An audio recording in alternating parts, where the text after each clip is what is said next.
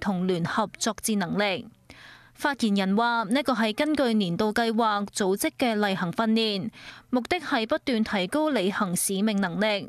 訓練符合相關國際法同國際實踐，唔針對特定國家同目標。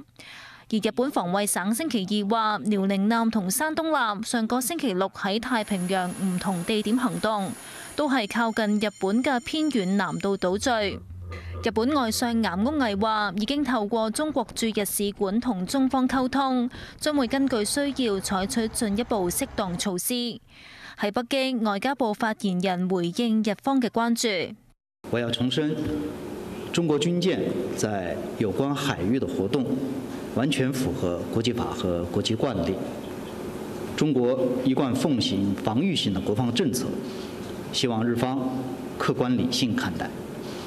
內地傳媒引述軍事專家話，兩艘航母同時現身西太平洋，展示咗中國海軍航母嘅靈活部署模式，令到其他國家更加難以預測中國航母部隊嘅行動規律。無線電視記者曹嘉穎報導。最新消息，天文台喺凌晨0時40分發出1號戒備信號。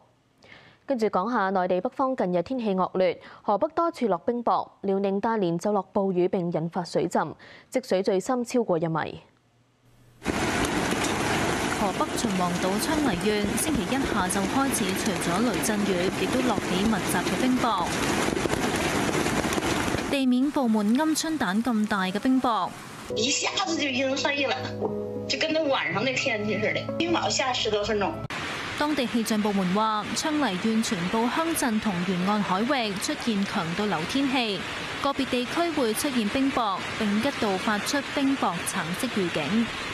同樣落冰雹嘅仲有唐山市，下晝時分，但係天色昏暗，並吹起強風，大量嘅樹木倒冧。而遼寧大連星期一挨晚突然落暴雨，城區多處水浸，唔少人被困喺車上面。鬧市變成一片汪洋，有外賣車手連人帶車被沖走。氣象部門話，大連今輪降雨雨勢猛烈，全市平均降雨量達到21.5毫米，多處低洼地區水浸，部分地區積水深度達到1.2米。單喺星期一夜晚，全市有200幾架車被困，當局成功救出40人。近日內地多處天氣唔穩定，中央氣象台星期二同時發出強對流天氣、高溫、暴雨同大霧4個預警，預計去到星期三朝早，東北、華北等地將會出現雷暴大風或者冰雹天氣。